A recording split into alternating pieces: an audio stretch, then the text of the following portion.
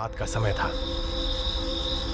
एक होटल में तीन दोस्त अमन, समीर और सौरभ नशे में डूबे बैठे हंसी मजाक कर रहे थे। माहौल हल्का फुल्का था।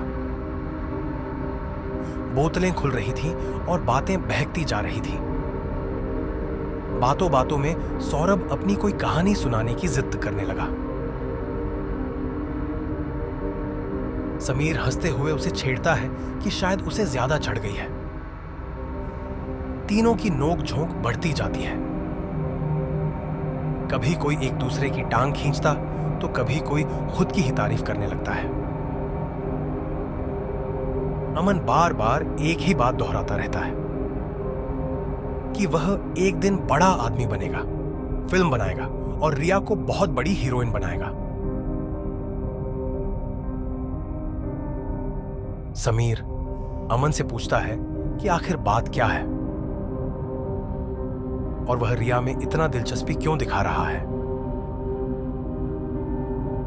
अमन बताता है कि वह रिया से बहुत प्यार करता है और उससे शादी करना चाहता है। उसे याद आता है कि आज रात रिया ने उसे अपने घर बुलाया है। रिया का नाम सुनते ही अमन की आंखों में चमक आ जाती है। वह जल्दी जल्दी आखिरी पैक खत्म करता है और दोस्तों को छेड़ते हुए कहता है कि वह रिया से मिलने जा रहा है। समीर और सौरभ उसे चिढ़ाते हैं, लेकिन अमन अपनी मुस्कान नहीं रोक पाता।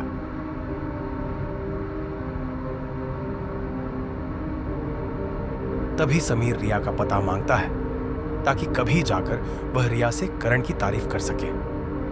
अमन उसे पता बता देता है। वह मोबाइल देखता है, लाल चौक, बंगला नंबर 4, और दोस्तों को अलविदा कहकर होटल से निकल जाता है। कुछ ही देर में अमन की गाड़ी लाल चौक पहुंच जाती है। चारों ओर हल्की हवा चल रही थी। दूर कहीं बिजली कड़कने की आवाज आती है। अमन गाड़ी से उतरता है और बंगले की ओर बढ़ता है। जैसे ही वह मुख्य दरवाजे के पास पहुंचता है, दरवाजा अपने आप खुल जाता है। अंदर मोमबत्तियों की रोशनी झिलमिला रही थी। हर तरफ फूल बिखरे थे। अमन का दिल खुशी से भर जाता है।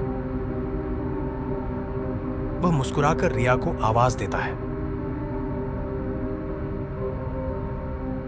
कुछ पल बाद अंदर से एक मीठी आवाज सुनाई देती है जो उसे कमरे की ओर बुलाती है। अमन मुस्कुराते हुए आगे बढ़ता है, लेकिन जैसे ही वह कमरे में पहुंचता है, सामने खड़ी लड़की अचानक घूमती है। अमन की रगों में खून जम जाता है। नैना बताती है कि इतने दिनों से फोन पर जिसे वह रिया समझ रहा था, वह रिया नहीं बल्कि वही थी। अमन भागने की कोशिश करता है, लेकिन दरवाजा अपने आप बंद हो जाता है। डर से टूट चुका अमन गिड़गिड़ाने लगता है। नैना बताती है कि कैसे अमन, समीर और सौरभ तीनों ने मिलकर उसकी जिंदगी बर्बाद कर दी थी। वह हंसने लगती है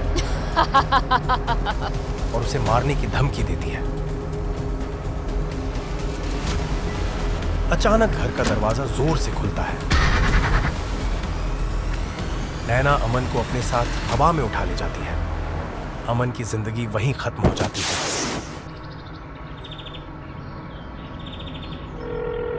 अगली सुबह समीर को रिया का फोन आता है।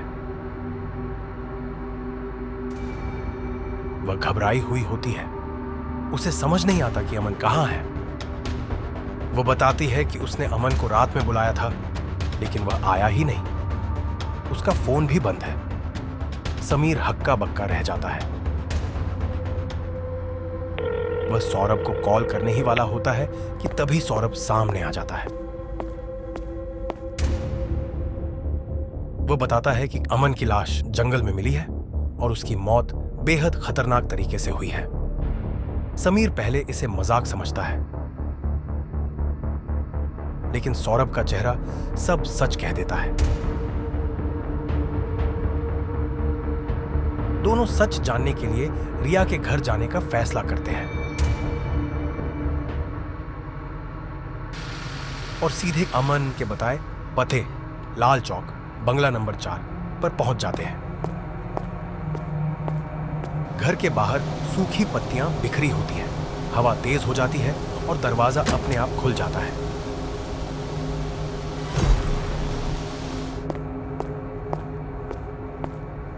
अंदर जाते ही दोनों सन्न रह जाते हैं। घर पूरी तरह उजड़ा हुआ था। समीर को यकीन नहीं होता कि रिया इतने गंदे घर में रहती होगी। तभी सौरभ की नजर एक फोटो फ्रेम पर पड़ती है और वह ठिठक जाता है। समीर भी फोटो देखता है और उसके पैरों तले जमीन खिसक जाती है और सोचने लगता है कि रिया कहां है। सौरभ रिया को फोन करता है और सच सामने आता है। उसका बंगला नंबर 8 है, 4 नहीं। तभी सौरभ बताता है कि अमन ने उसे यही बता दिया था। सौरभ तुरंत रिया को बंगला नंबर 4 आने को कहता है और कॉल काट देता है। रिया को समझ नहीं आता कि सौरभ उसे बंगला नंबर 4 क्यों बुला रहा है। सौरभ समीर को साफ बताता है कि यह घर रिया का नहीं है, उसका असली बंगला नंबर 8 है। थोड़ी देर बाद रिया वहां पहुंचती है। जब सौरभ रिया से नैना के बारे में पूछता है तो रिया बताती है कि वह उसे जानती तक नहीं। लेकिन जब समीर और सौरभ उसे बताते हैं अमन मर चुका है तो वह टूट जाती है। वह बताती है कि दोनों शादी की बातें कर रहे थे। समीर और सौरभ रिया को सुरक्षित घर भेज देते हैं और खुद उस जंगल जाने का फैसला करते हैं जहां अमन की लाश मिली थी। जंगल पहुंचकर वे उसी जगह जाते हैं। सौरभ कुछ कहने ही वाला होता है कि तभी उनके सामने नैना खड़ी दिखाई देती है। वह बताती है कि यहीं उसे मारा गया था। वह बताती है कि वह गांव से हीरोइन बनने का सपना लेकर आई थी, लेकिन अमन, समीर और सौरभ तीनों ने उसके साथ धोखा किया और उसकी इज्जत लूटी। समीर और सौरभ भागने की कोशिश करते हैं, तभी नैना झपटकर उन्हें गले से जकड़ लेती है। वह चेतावनी देती है कि जो कोई किसी लड़की की इज्जत से खेलेगा उसकी आत्मा उसे कभी नहीं छोड़ेगी। और फिर दोनों वहीं गिरकर मर जाते हैं और नैना गायब हो जाती है।